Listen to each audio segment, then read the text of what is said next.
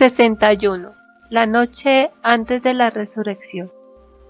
Cuando se acabó el sábado, Juan vino con las santas mujeres, lloró con ellas y las consoló. Se fue poco después. Entonces Pedro y Santiago el menor vinieron a verlas con la misma intención, pero estuvieron poco con ellas. Las santas mujeres mostraron otra vez su dolor envolviéndose en sus mantos y sentándose en la ceniza.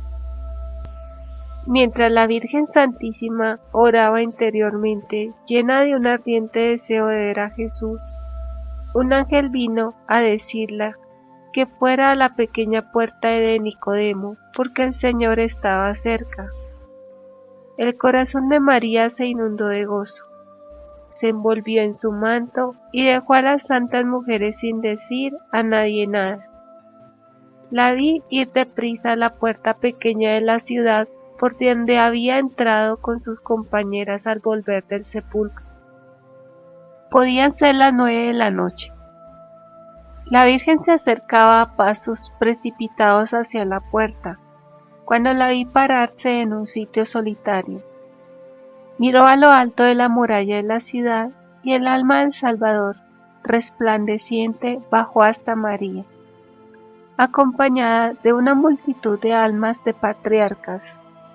Jesús, volviéndose hacia ellos y mostrando a la Virgen, dijo: «María, mi madre». Pareció que la abrazaba y desapareció. La Virgen se arrodilló y besó la tierra en el sitio donde había aparecido. Sus rodillas y sus pies quedaron impresos sobre la piedra, y se volvió llena de un consuelo inefable a las santas mujeres, que encontró ocupadas en preparar ungüentos y aromas. No les dijo lo que había visto, pero sus fuerzas se habían renovado. Consoló a las otras y las fortaleció en la fe. Cuando María volvió, vi a las santas mujeres cerca de una mesa larga, cubierta con un paño que llegaba al suelo. Encima había muchos manojos de hierbas que ellas arreglaban, mezclándolas. Tenían botes de bálsamo y agua de nardo y además flores frescas, entre las cuales había, me parece, una iris rayada y una azucena. Mientras la ausencia de la Virgen, Magdalena, María de Cleofás, Salomé, Juana y María Salomé habían ido a comprar todo esto a la ciudad. Al día siguiente querían cubrir con ello el cuerpo del Salvador. 62. José de Arimatea puesto en libertad. Poco después de la vuelta de la Virgen Santísima, vi a José de Arimatea rezando en la cárcel. De pronto la prisión se llenó de luz y oí una voz que le llamaba por su nombre. El tejado se levantó, dejando una abertura, y vi una forma luminosa echarle una sábana, que me recordó la que sirvió para amortajar a Jesús. José la tomó con ambas manos y se dejó levantar hasta la abertura, que cerró detrás de él. Cuando llegó a lo alto de la torre, la aparición desapareció. No sé si fue el Salvador o un ángel quien lo libertó. Siguió la muralla hasta cerca del cenáculo que estaba en la inmediación de la meridional de Sión. Entonces bajó y llamó en el cenáculo. Los discípulos juntos habían cerrado la puerta. Estaban muy afligidos por la desaparición de José, creyendo que lo habían echado en una cloaca, porque así se había corrido la voz. Cuando le vieron entrar, su alegría fue grande, como más tarde cuando San Pedro fue libertado de la prisión. Contó lo que le había sucedido, le dieron de comer y tributaron gracias a Dios. Él salió de Jerusalén por la noche y se fue a Arimatea, su patria. Volvió sin embargo cuando supo que ya no corría peligro. Vi también el fin del sábado a Caifás y a otros sacerdotes hablar con Nicodemo en su casa. Le hicieron muchas preguntas con benevolencia fingida. Estuvo firme en su fe, defendió siempre la inocencia de Jesús, y ellos se retiraron. 63. La noche de la resurrección. Pronto vi el sepulcro del Señor. Todo estaba tranquilo alrededor. Había 6 o 7 guardias de pie o sentados. Casio está siempre en contemplación. El santo cuerpo envuelto en la mortaja y rodeado de luz reposaba entre los ángeles que yo había visto constantemente en adoración a la cabeza y a los pies del Salvador, desde que se le puso en el sepulcro. Esos ángeles parecían sacerdotes. Su postura y sus brazos cruzados sobre el pecho me recordaban los querubines del Arca de la Alianza, mas no les vi las alas. El santo sepulcro todo entero me recordó muchas veces el Arca de la Alianza en diversas épocas de su historia. Quizás la luz y la presencia de los ángeles eran visibles para Casio, pues estaba en contemplación delante de la puerta del sepulcro, como quien adora al Santísimo Sacramento. Vi el alma del Señor, acompañada de las almas de los patriarcas, entrar en el sepulcro por medio del peñasco y mostrarles todas las heridas de su sagrado cuerpo. La mortaja se abrió y el cuerpo apareció cubierto de llagas. Era lo mismo que si la divinidad que habitaba en él hubiese mostrado a esas almas de un modo misterioso toda la extensión de su martirio. Me pareció transparente y se podía ver hasta el fondo de sus heridas. Las almas estaban llenas de respeto, mezclado de terror y de viva compasión. Enseguida tuve una visión misteriosa que no puedo explicar ni contar bien claramente. Me pareció que el alma de Jesús, sin estar todavía completamente unida a su cuerpo, salía del sepulcro en él y con él. Me pareció ver a los 2 ángeles que adoraban a las extremidades del sepulcro levantar el sagrado cuerpo desnudo, cubierto de heridas, y subir hasta el cielo de en medio de la roca que se conmovía. Jesús parecía presentar su cuerpo lacerado delante del trono de su Padre Celestial, en medio de los coros innumerables de ángeles prosternados. Quizás así como las almas de los profetas entraron momentáneamente en sus cuerpos, después de la muerte de Jesús, sin volver a la vida en realidad, pues se separaron de nuevo sin el menor esfuerzo. En ese momento hubo una conmoción en la peña. 4 de los guardias habían ido por algo a la ciudad, los otros 3 cayeron casi sin conocimiento. Atribuyeron eso a un temblor de tierra.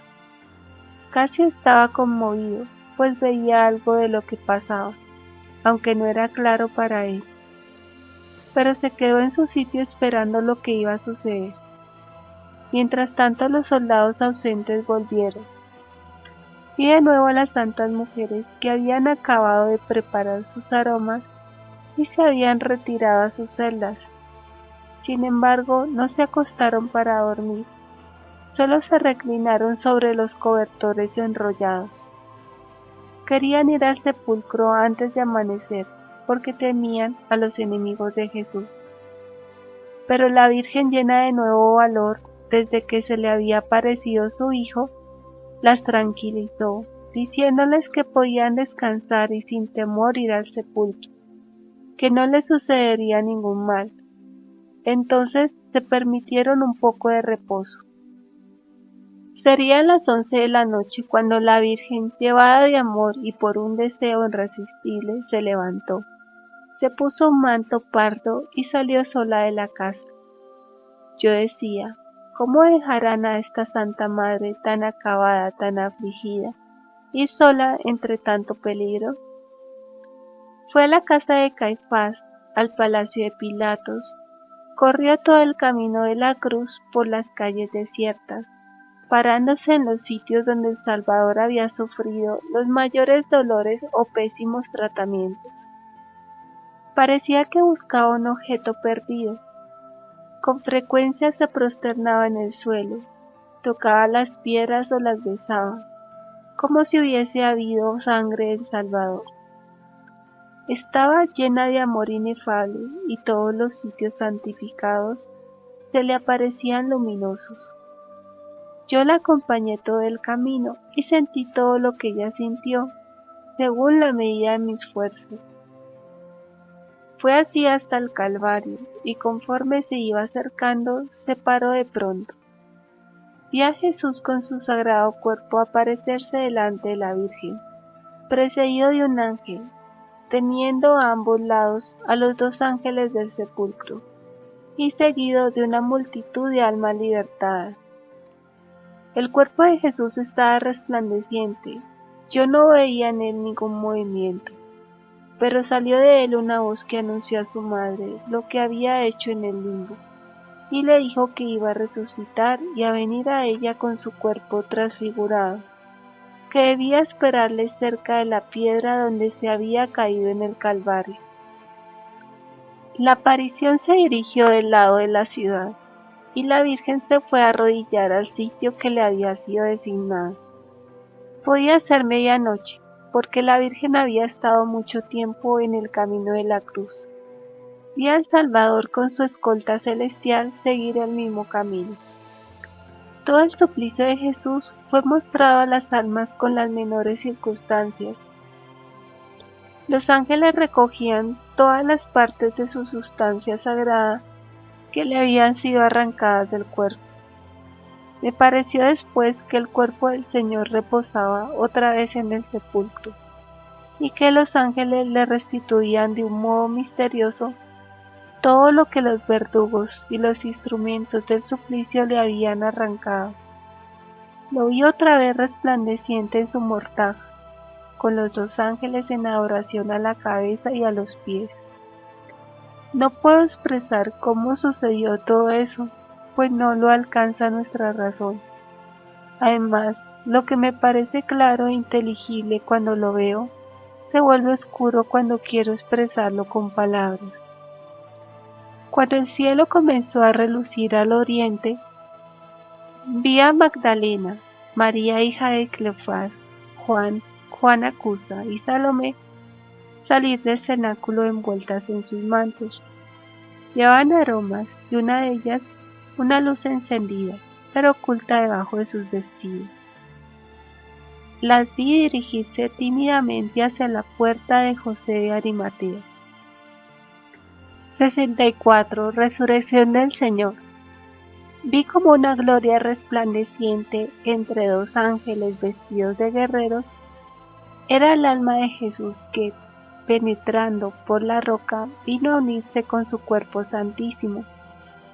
Vi los miembros moverse y el cuerpo del Señor, unido con su alma y con su divinidad, salir de su mortaja radiante de luz. Me pareció que en el mismo instante una forma monstruosa salió de la tierra, de debajo de la peña.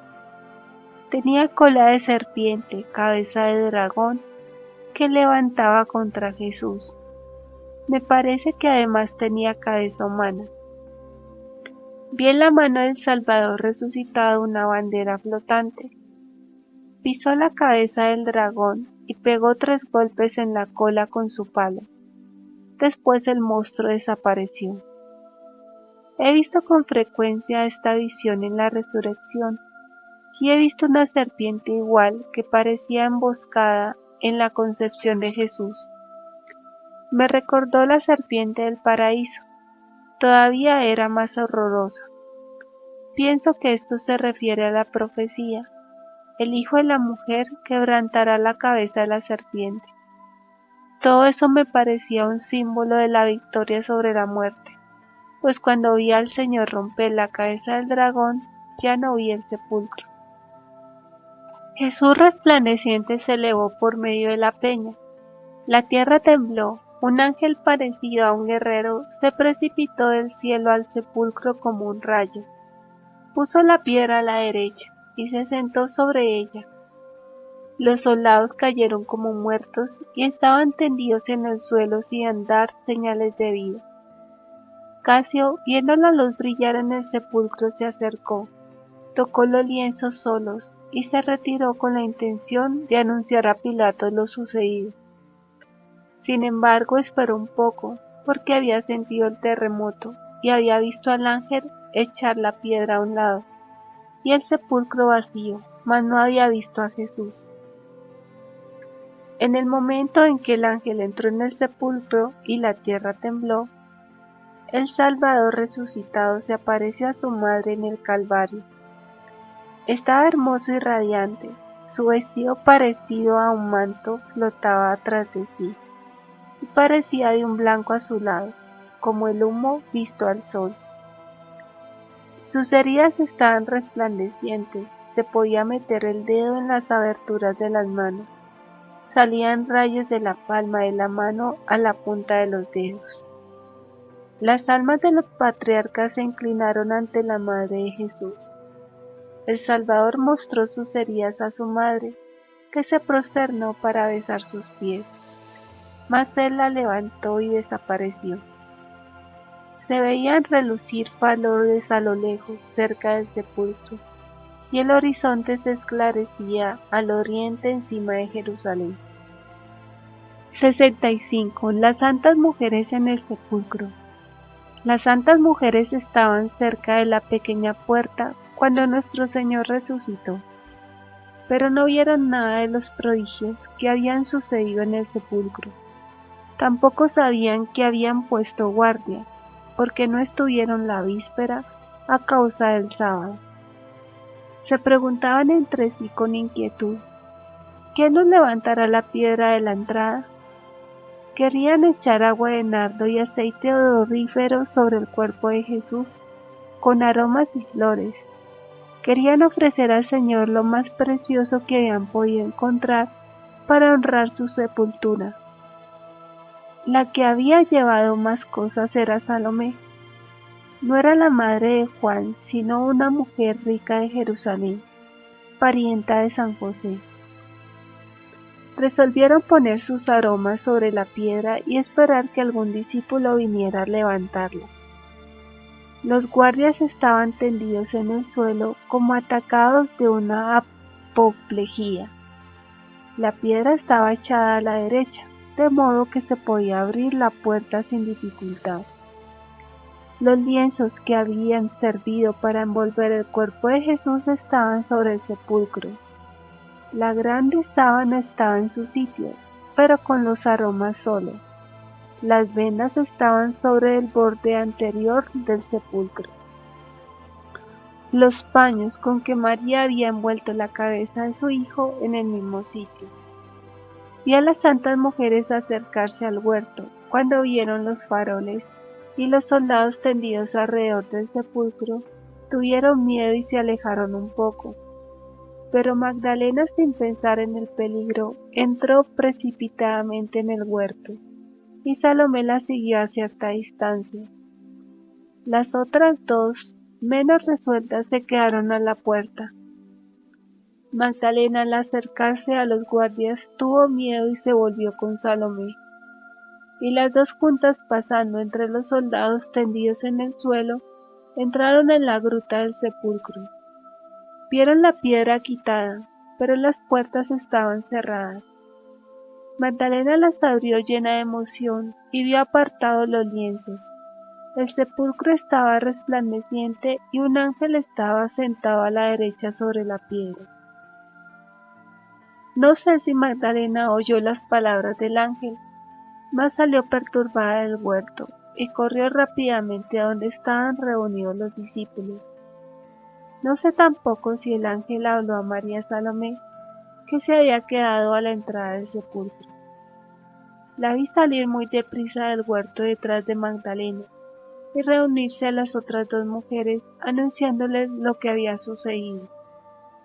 Se llenaron de sobresalto y de alegría al mismo tiempo y no se atrevieron a entrar en el huerto. Casio, que había esperado un rato alrededor, pensando quizás ver a Jesús, fue a contarlo todo a Pilatos. Al salir, dijo a las santas mujeres todo lo que había visto, y las exhortó a que fueran a asegurarse por sus propios ojos. Ellas se animaron y entraron en el huerto. Estando en la entrada del sepulcro, vieron dos ángeles vestidos de blanco con trajes sacerdotales. Las mujeres se asustaron y cubriéndose los ojos con las manos, se prosternaron hasta el suelo. Pero un ángel les dijo que no tuvieran miedo, que no buscaran al crucificado, porque había resucitado y estaba lleno de vida. Les enseñó el sitio vacío, les mandó que dijeran a los discípulos lo que habían visto y oído, añadiendo que Jesús les precedería en Galilea y que debían acordarse de sus palabras. El Hijo del Hombre será entregado a las manos de los pecadores, lo crucificarán y resucitará al tercer día. Entonces los ángeles desaparecieron. Las santas mujeres, temblando pero llenas de gozo, se volvieron hacia la ciudad. Iban conmovidas, no se apresuraban, y se paraban de cuando en cuando para mirar si veían al Señor o si Magdalena volvía. Mientras tanto Magdalena llegó al cenáculo, estaba como fuera de sí, y llamó con fuerza a la puerta. Algunos discípulos estaban todavía acostados durmiendo, otros se hallaban levantados. Pedro y Juan abrieron. Magdalena les dijo desde afuera: «Han sacado al Señor del sepulcro, no sabemos a dónde le han puesto». Después de estas palabras se volvió corriendo al huerto. Pedro y Juan entraron en la casa y dijeron algunas palabras a los otros discípulos. Después la siguieron corriendo, Juan más deprisa que Pedro. Magdalena entró en el huerto y se dirigió al sepulcro conmovida de cansancio y de dolor. Estaba cubierta de rocío. Su manto habíase desprendido de la cabeza y de los hombros, y sus largos cabellos se veían descubiertos y flotantes. Como estaba sola, no se atrevió a bajar a la gruta, y se paró un instante a la entrada. Se arrodilló para mirar dentro del sepulcro por entre las puertas, y al echar atrás sus cabellos, que le caían sobre la cara, vio dos ángeles vestidos de blanco sentados a las extremidades del sepulcro, y oyó la voz de uno de ellos que decía: «Mujer, ¿por qué lloras?». Ella gritó en medio de su dolor, pues no veía más que una cosa, no tenía más que un pensamiento, a saber, que el cuerpo de Jesús no estaba allí. «Se han llevado a mi Señor, y no sé a dónde lo han puesto». Después de estas palabras, viendo el sepulcro vacío, se salió y se puso a buscar acá y allá. Le pareció que iba a encontrar a Jesús. Presentía confusamente que estaba cerca de ella, y la aparición de los ángeles no podía distraerla. Diríase que no veía que eran ángeles y no podía pensar más que en Jesús. Jesús no está allí. ¿A dónde está Jesús? La vi errante de un lado a otro como una persona extraviada en su camino. El cabello le caía por ambos lados sobre la cara. Una vez tomó todo el pelo con las manos y después lo partió en dos, echándolo atrás. Entonces, mirando a su alrededor, y a 10 pasos del sepulcro al oriente, en el sitio donde el huerto sube en dirección a la ciudad, apareció una figura vestida de blanco entre los arbustos, a la luz del crepúsculo, y corriendo de ese lado oyó estas palabras: «Mujer, ¿por qué lloras?». Ella creyó que era el hortelano, y en efecto, el que la hablaba tenía una azada en la mano, y sobre la cabeza un sombrero ancho, que parecía hecho de corteza de árbol. Yo había visto bajo esa forma al obrero de la parábola que Jesús había contado a las santas mujeres en Betania poco antes de su pasión. No estaba resplandeciente de luz, pero se parecía a un hombre vestido de blanco, visto a la luz del crepúsculo. A estas palabras: «¿A quién buscas?», ella respondió: «Si tú lo has tomado, dime dónde está, y yo iré por él». Y enseguida se puso a mirar en derredor. Entonces Jesús le dijo con el timbre habitual de su voz: «María». Ella conoció el acento, y olvidando la crucifixión, muerte y sepultura, le dijo como otras veces: «Raboni», Maestro. Se puso de rodillas y extendió los brazos a los pies de Jesús.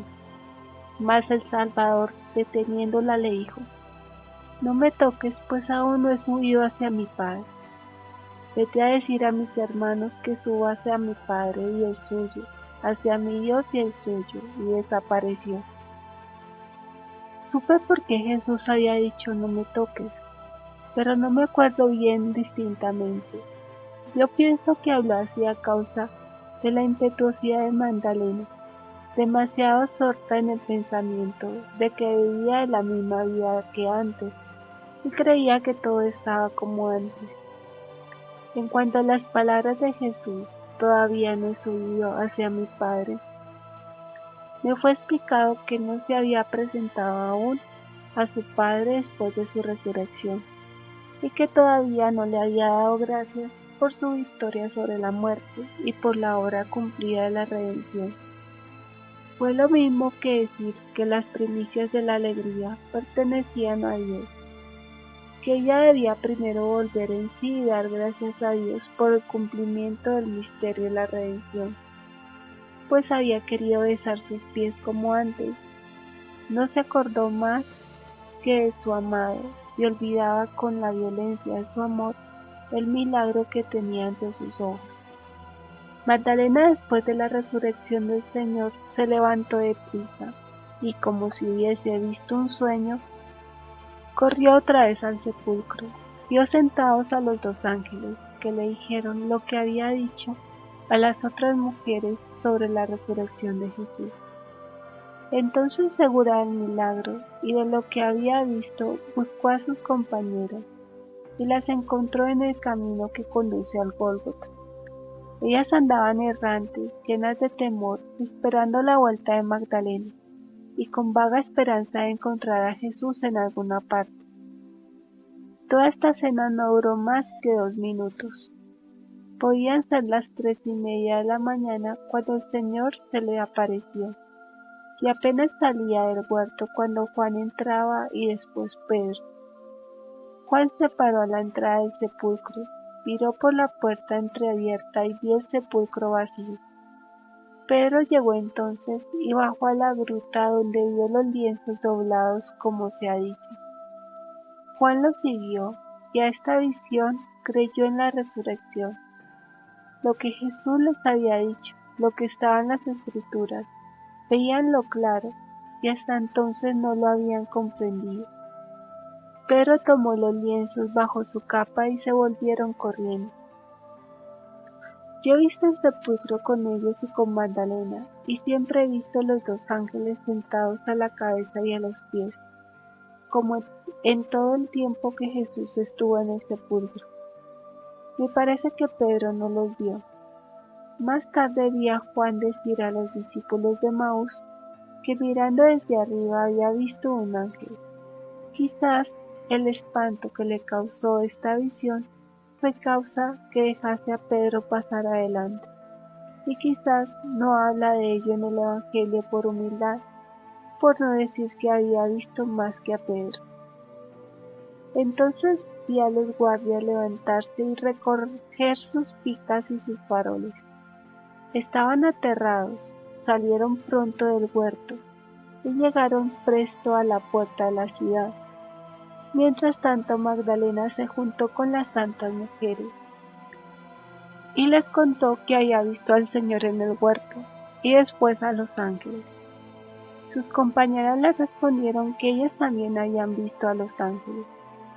Entonces Magdalena corrió a Jerusalén y las mujeres se volvieron al huerto, pensando sin duda encontrar a los 2 apóstoles.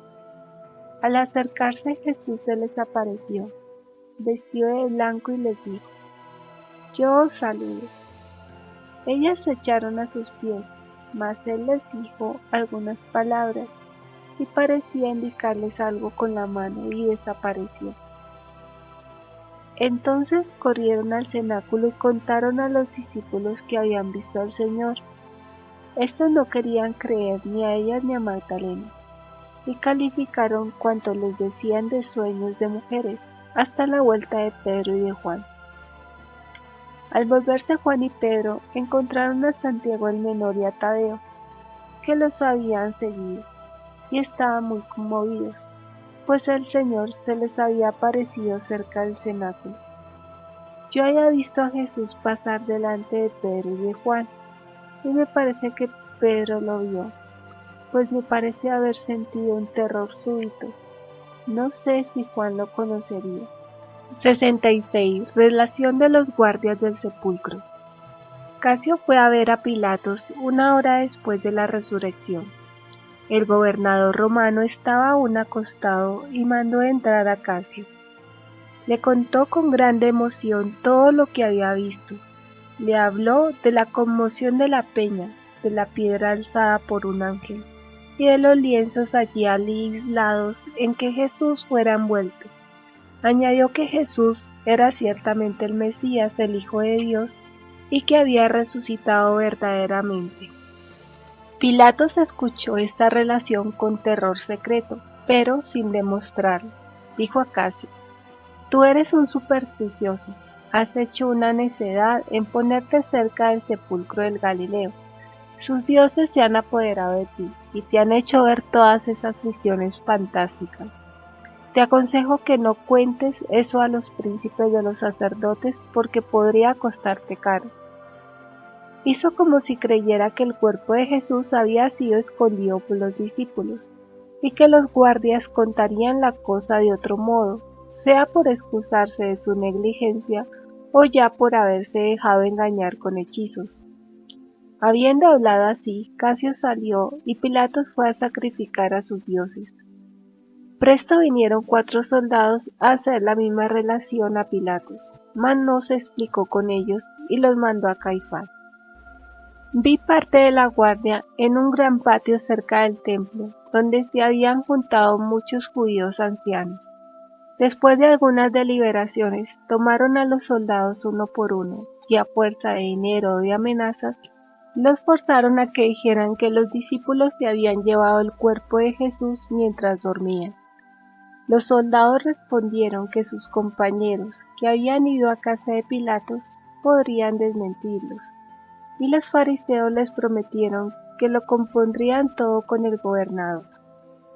Mas cuando los 4 guardias llegaron, no quisieron negar lo que habían dicho en casa de Pilatos. Se había extendido la voz de que José de Arimatea había salido milagrosamente de la prisión, y cómo los fariseos daban a entender que esos soldados habían sido sobornados para dejar llevar el cuerpo de Jesús. Estos respondieron que ni ellos podían presentar su cuerpo, ni los guardias de la prisión podían presentar a José de Arimatea. Preservaron en lo que habían dicho y hablaron tan libremente del juicio inicuo de la antevíspera y del modo como se había interrumpido la Pascua, que los pusieron en la cárcel.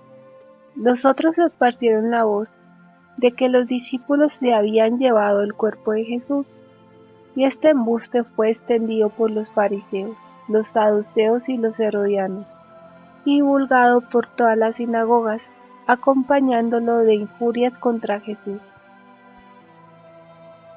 Sin embargo, la intriga no tuvo efecto generalmente, pues después de la resurrección de Jesús, muchos justos de la ley antigua se aparecieron a multitud de sus descendientes que eran capaces de recibir la gracia, y los excitaron a que se convirtiesen a Jesús.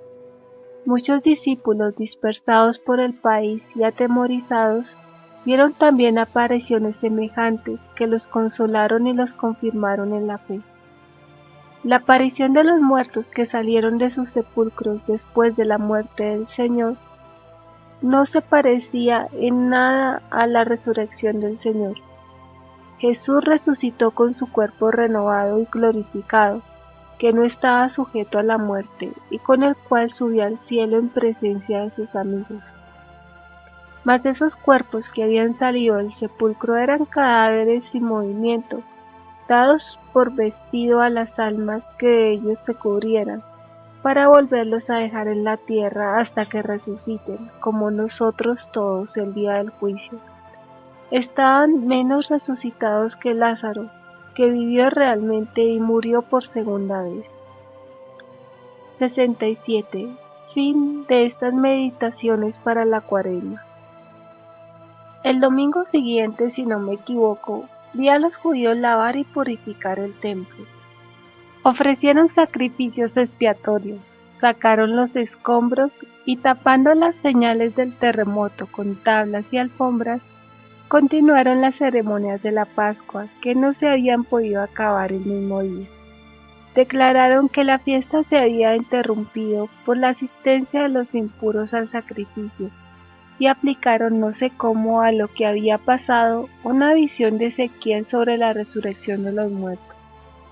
Además, amenazaron con penas graves a los que hablaran o murmuraran. Sin embargo, no calmaron sino a aquella parte del pueblo más ignorante y más inmoral. Los mejores se convirtieron primero con sigilo y después de Pentecostés abiertamente.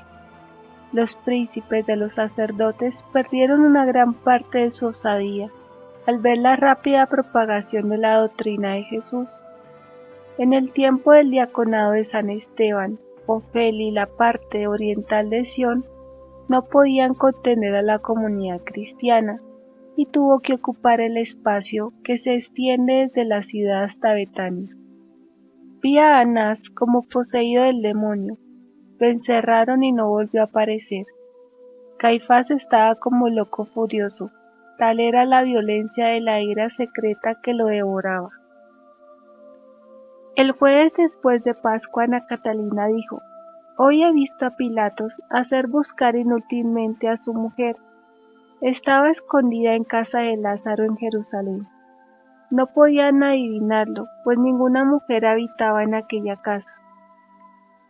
Esteban, que no era conocido por discípulo, le llevaba la comida y las noticias de fuera. Esteban era primo de Pablo, ambos hijos de 2 hermanos. Época duodécima, desde la resurrección de Jesucristo hasta la asunción de María Santísima. Introducción. Observamos en esta época los trabajos de los apóstoles y discípulos después de la resurrección del Señor, coincidentes con el relato de San Lucas. Corresponde, sin embargo, destacar 3 hechos importantes. Primero, los apóstoles inician, según Ana Catalina, los cultos divinos, particularmente el santo sacrificio de la misa, de acuerdo con la liturgia aprendida del mismo Jesucristo. Resulta ilustrativo observar el uso de las vestiduras y de los vasos sagrados, las primeras ordenaciones sacerdotales y la formación paulatina de la jerarquía eclesiástica. Segundo, la venida de la tercera divina persona aparece relevada como un acontecimiento prodigioso de la naturaleza. La vidente describe al Espíritu Santo como un meteoro extraordinario que desciende maravillosamente sobre el cenáculo. San Pedro adquiere entonces como jefe una estatura inusitada ante sus compañeros y el pueblo. Tercero, la Virgen Inmaculada se retira a Éfeso con San Juan Evangelista, inaugura el Vía Crucis, regresa a Jerusalén para recorrer los lugares donde padeció su divino Hijo y muere en Éfeso rodeada de los apóstoles, con excepción de Santo Tomás. Los discípulos advierten cada vez mejor la grandeza incomparable de la mujer bienaventurada entre todas. La Asunción está descrita con tanta sencillez y belleza que nos resulta ahora sorprendente la demora de tantos siglos para que este misterio se haya definido dogmáticamente. Primero, primeros actos de culto después de la resurrección. En el vestíbulo abierto de la sala de la última cena, preparó Nicodemo una cena para los apóstoles, las santas mujeres y una parte de los discípulos. Tomás no estaba con los demás, se había retirado de propia voluntad. Todo lo que aquí se hacía era según lo estaba ordenado por el Señor. Jesús había, en la última cena, instruido a Pedro y a Juan, que estaban al lado, y a los que había ordenado de sacerdotes acerca de todo lo referente al Santísimo Sacramento, mandándoles que luego instruyesen a los demás repitiéndoles las enseñanzas recibidas. He visto a Pedro y a Juan en medio de 8 apóstoles abrir los misterios que el Señor les había confiado, hacerlos participantes de ellos y conferir con ellos acerca del modo de administrar esos misterios. Todo lo que Pedro decía era confirmado por Juan. Los apóstoles tenían vestiduras blancas de fiesta. Pedro y Juan tenían además una estola que colgaba desde los hombros al pecho, cruzada allí y sujeta por una grapa. Los demás apóstoles llevaban una estola desde un hombro que pasaba por la espalda y el pecho, cruzada debajo del brazo y sujeta allí con una grapa. Pedro y Juan habían sido consagrados sacerdotes por Jesús, los demás eran solo diáconos. Después de esta conferencia, he visto entrar a las santas mujeres en número de 9 y a Pedro que las instruía. Pedro hacía esto en la sala, mientras Juan recibía a los discípulos más antiguos, en número de 17 en la puerta. Eran los que más habían estado con el Señor. Entre ellos figuraban Zaqueo, Natanael, Matías, Barsabás y otros. Primero Juan sirvió en el oficio de lavarle los pies y luego se revistieron de vestiduras blancas con cinturones.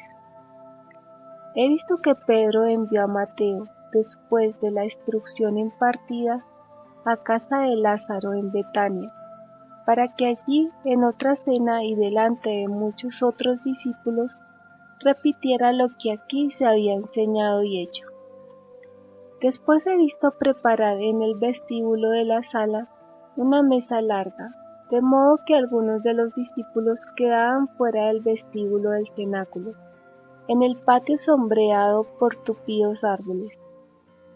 Se habían dejado 3 entradas a las mesas para servir los alimentos. Las santas mujeres ocupaban el final de la mesa.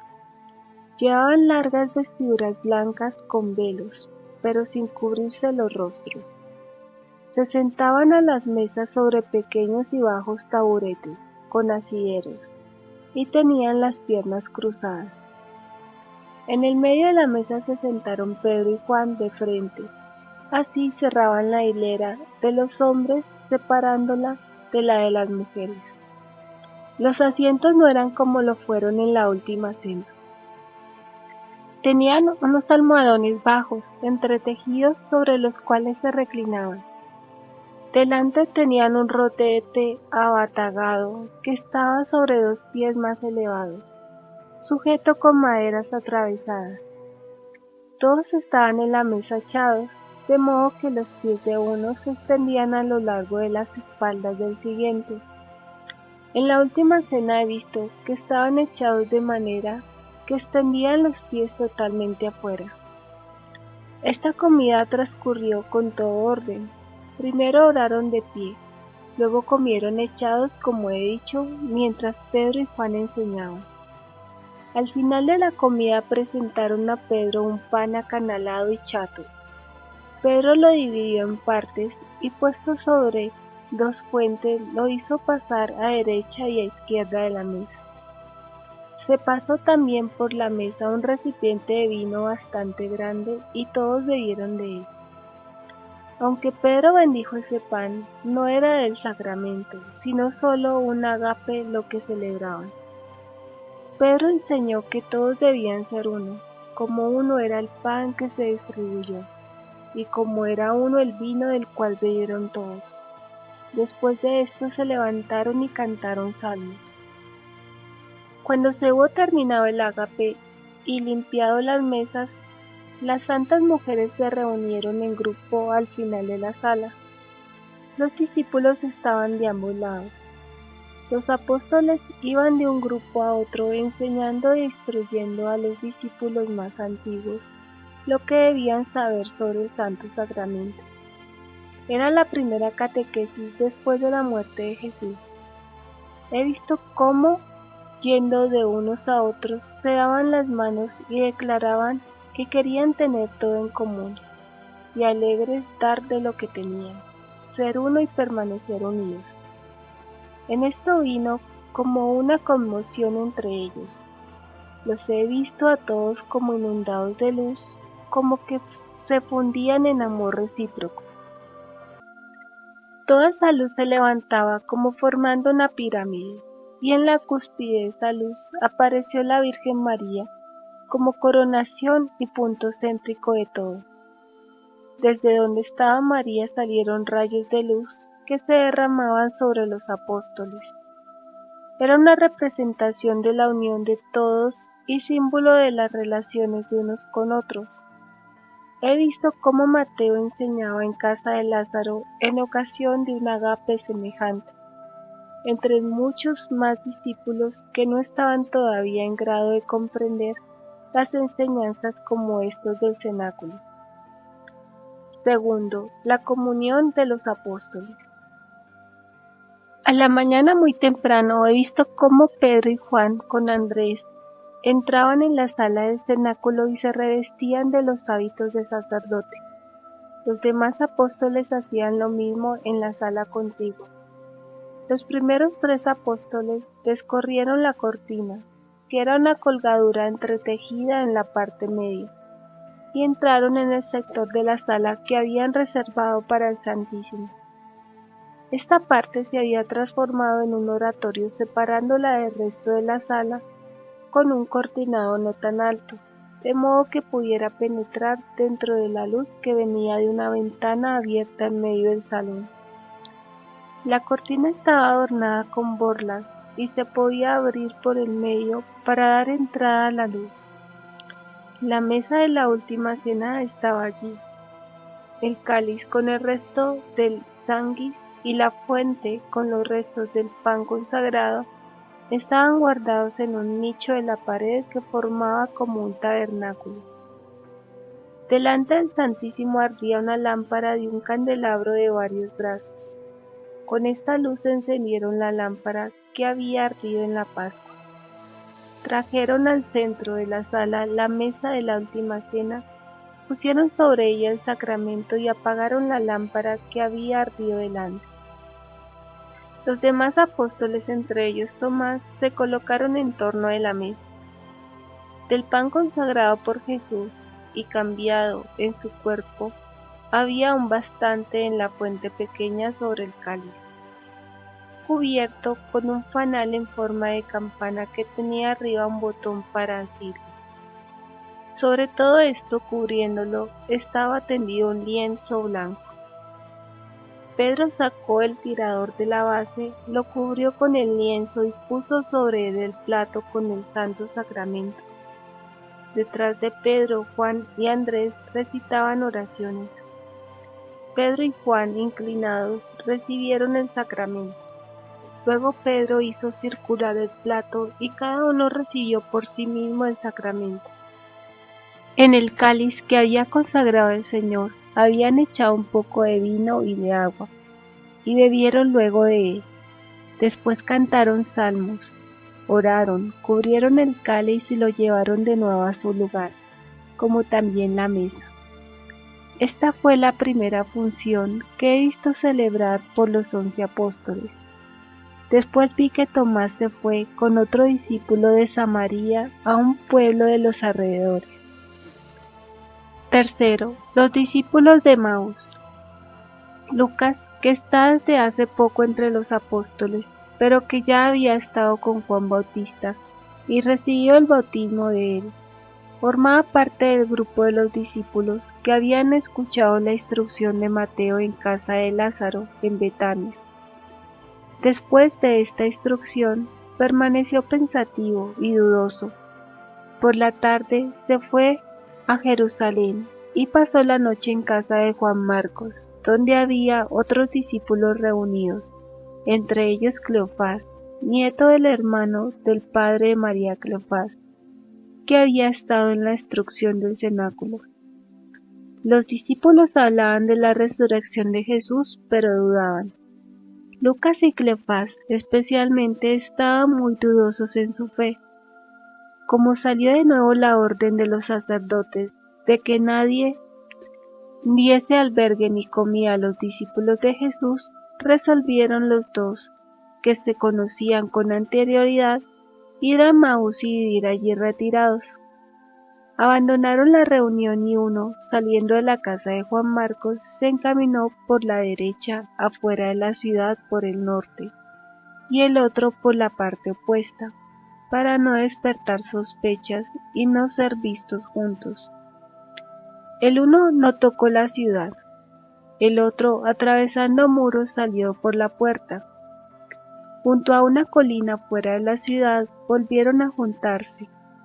Tenían bastón de caminantes y alforjas. Lucas lleva una bolsa de cuero. Lo veo salir a veces del camino y juntar hierbas. Lucas no estuvo en los últimos tiempos con el Señor. En Betania no estaba siempre en la instrucción de Mateo, sino más bien en el albergue con otros discípulos. Lo he visto también en Maqueronte. No había sido hasta ahora un discípulo permanente, ahora empieza a serlo. Con todo había estado mucho con los discípulos y era muy deseoso de saber. Yo sentía que ambos estaban inquietos y dudosos y querían hablar de las cosas que se decían. No podían especialmente comprender cómo el Señor hubiese permitido ser crucificado tan villanamente por sus enemigos. Más o menos a mitad del camino se les acercó Jesús de un lado. Cuando lo vieron retardaron el paso, como deseando que pasara adelante y no oyese la conversación. Jesús retardó también el paso y se unió a ellos cuando estaban delante algunos pasos. He visto al Señor caminar un momento detrás de ellos. Luego se adelantó y les preguntó qué hablaban. Cuando estaban por llegar a Emaús, hermoso lugar donde el camino se dividía en dos, quiso el Señor tomar el camino hacia Belén en dirección al sur. Ellos le rogaron y le forzaron a entrar en una casa de Emaús, en la segunda hilera de la población. No he visto a mujeres en la casa. Me pareció una sala de fiesta abierta, donde hubiese tenido lugar una reunión.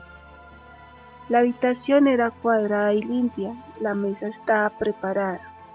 Había almohadones y divanes en torno, como en la última cena. Un hombre trajo un panal de miel en una bandeja entretejida y una torta bastante grande de forma cuadrada.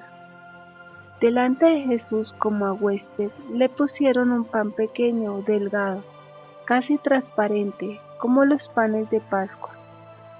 Este hombre me pareció bueno. Llevaba un delantal como si fuera cocinero o servidor de la casa. No estuvo presente en la acción que realizó luego Jesús. La torta estaba acanalada y señalada en partes del grosor de 2 dedos. Sobre la mesa había un cuchillo blanco de hueso o de piedra, curvo y grande como una cuchilla nuestra. Rezaron y comieron parte de la torta y del panal de miel. Primero comió Jesús, tendido en el diván. Luego tomó el panecillo que tenía las hendiduras y con el cuchillo blanco de hueso lo dividió en 3 partes y lo colocó sobre un plato y lo bendijo.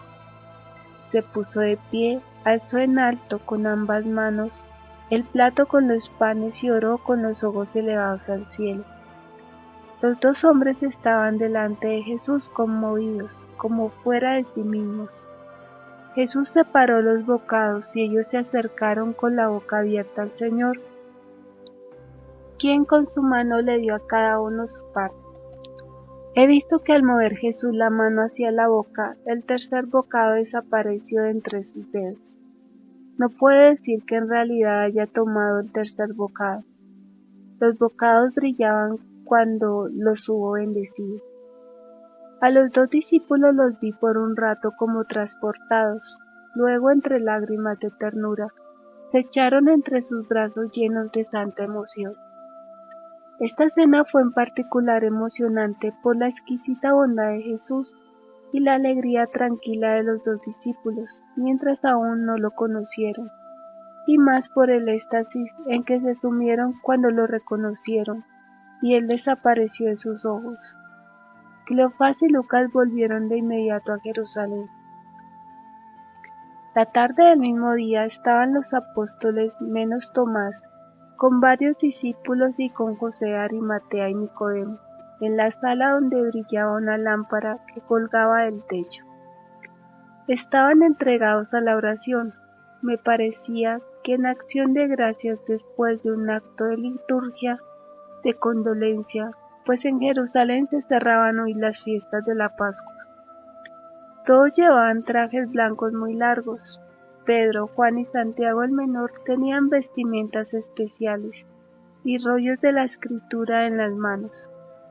Sobre sus vestiduras llevaban un cinturón ancho, como la palma de la mano, del cual pendían 2 cintas del mismo ancho, hasta las rodillas, terminando en forma dentada. Tanto el cinturón como las 2 cintas pendientes tenían letras blancas sobre el fondo negro. Por detrás el cinturón tenía un nudo y las 2 partes se cruzaban y caían más abajo todavía que las 2 cintas delanteras. Las mangas de la vestidura eran muy amplias y una de ellas servía para guardar los rollos de la escritura. Del codo del brazo izquierdo pendía un manípulo ancho, terminado en borlas del mismo color y hechura que el cinturón y las cintas.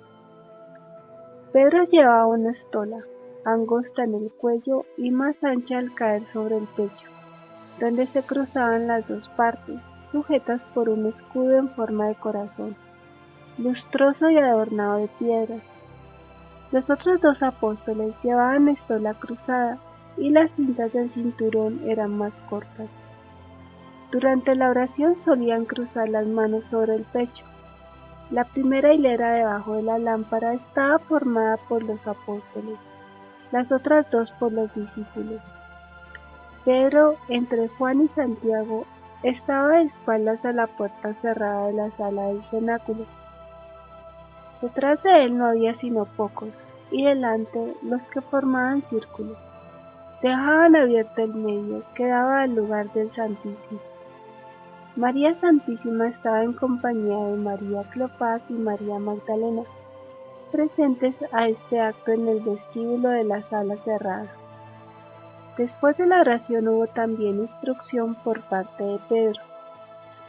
Me maravilla ver que la mayoría de los apóstoles y discípulos no acaban de creer, aun cuando el Señor se había aparecido ya a Pedro, a Juan y a Santiago. Pensaban que tal aparición no era verdadera, sino una visión o algo así, como solían tener los profetas cuando predecían el futuro. No creían todavía en una aparición corporal y verdadera. Después de la instrucción de Pedro, se habían reunido nuevamente para la oración. En ese momento Lucas y Cleofás llegaban a la puerta del cenáculo y golpeaban. Volvían de Emaús y contaron la alegre nueva de la aparición del Señor. La oración fue interrumpida. Cuando prosiguieron la oración, de pronto todos se sintieron conmovidos, resplandecientes de contento. Jesús había entrado a puertas cerradas. Aparecía en blanca y larga vestidura, ceñida por un cinturón. Sintieron su proximidad antes de que él se adelantara y se pusiera debajo de la lámpara del centro. Todos estaban admirados y conmovidos. Jesús les mostró sus manos y sus pies llagados, y abriendo su pecho la herida de la lanza. Les hablaba y como vio que estaban espantados, pidió algo de comer. De su boca salían rayos de luz que iban a los presentes, que estaban como fuera de sí. Entonces vi que Pedro se dirigió a un rincón de la sala, donde colgaba una cortina ocultando una parte del salón. Yo no había reparado en ello, porque la cortina era del mismo color que las paredes. En esa división de la sala, además del lugar santísimo, había un sitio para guardar una mesita alta de un codo, que usaban para los ágapes después de la oración. Sobre esta mesita había un plato ovalado y hondo, cubierto con un lienzo blanco. Pedro trajo el plato y lo puso delante del Señor. En el plato había un trozo de pescado y algo de un panal de miel. Jesús dio gracias, bendijo el alimento, comió y dio del mismo a algunos, no a todos. También a su Santísima Madre, que estaba con otras mujeres en el vestíbulo, dio parte del alimento como a las que la acompañaban. Después la he visto enseñando y dando poderes y fuerzas a los apóstoles. El círculo que lo rodeaba era triple. Adentro estaban los 10 apóstoles. Tomás no estaba allí. Me causaba maravilla ver que una parte de sus palabras las oían solo los 10 apóstoles, pero no puedo decir qué oían. Yo no veía mover los labios a Jesús. Él iluminaba, despedía luz de sus manos, de sus pies y de su costado y de su boca, como si soplase sobre ellos. Esa luz entraba en ellos y ellos entendían y comprendían todo. Yo no he visto movimiento de labios, ni oía voz alguna, ni veía que ellos entendieran palabras por el oído. Entendieron que podían perdonar los pecados, que debían bautizar a las gentes, que podían curar enfermedades, que debían imponer las manos y que podían probar venenos sin daño alguno. Yo no sabía explicar esto, pero yo entendía que todo esto lo decía sin palabras, que lo decía no para todos, que solo lo entendían los que debían entenderlo, y que todo esto lo comunicaba como si fuera una sustancia, algo existente, como un rayo que penetra en ellos. No podría tampoco decir si ellos entendían que lo recibían así, o si pensaban recibir esto por oído natural. Lo que puedo decir es que solamente los del círculo interior recibieron estos poderes, es decir, los apóstoles. Todo esto lo puedo comparar a un oír interior, sin conversación, en voz tan baja que ni siquiera era un susurro. Jesús les explicó y declaró varios pasajes de la Sagrada Escritura que se referían a él y al Santo Sacramento, y ordenó un rito y ceremonias para honrar el Santo Sacramento, para después de la festividad del sábado, es decir, para el domingo. Les habló del misterio del Arca de la Alianza, de las reliquias de los patriarcas y de su veneración, y cómo debían usar de su intercesión delante de Dios. Les dijo que Abraham ponía huesos y reliquias de Adán cuando ofrecía sacrificio. Un punto del sacrificio de Melquisedec que entendí entonces y me pareció muy importante, ahora no lo puedo recordar. Les dijo además que la vestidura polinita que Jacob dio a José era una figura de su sudor de sangre en el huerto. En este momento vi la túnica de José. Era blanca con rayas gruesas coloradas. Tenía sobre el pecho 3 cordones negros al través y en medio un adorno amarillo. Arriba era ancha como para guardar algo sobre el seno y en el medio ceñida. Debajo tenía a los lados 2 cortes para facilitar el andar. Por delante llegaba casi a los pies y por detrás era algo más larga. Hacia el pecho, hasta el cinturón, estaba abierta. La túnica ordinaria de José, en cambio, le llegaba solo hasta las rodillas. Jesús dijo también a los apóstoles que en el Arca de la Alianza había huesos de Adán, de los cuales Jacob entregó a José con la túnica polinita.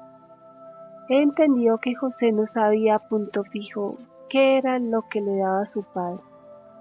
Jacob se lo dio como prueba de amor, como quien le daba una defensa, una protección, porque sabía que sus hermanos no lo querían bien. José tenía esos huesos sobre su pecho en una bolsita de cuero, de forma cuadrada abajo y arriba redondeada. Cuando sus hermanos lo vendieron a los mercaderes, le quitaron la túnica polinita y el vestido interior. Pero José tenía todavía una especie de escapulario sobre su cuerpo y en el pecho la bolsita con la reliquia. Cuando Jacob fue a Egipto, preguntó a José si conservaba esa bolsita y le declaró que contenía huesos de Adán. En esta ocasión he vuelto a ver los huesos de Adán enterrados en el monte Calvario. Los he visto blancos como la nieve, pero muy duros. Más tarde se conservaron en el arca huesos del mismo José.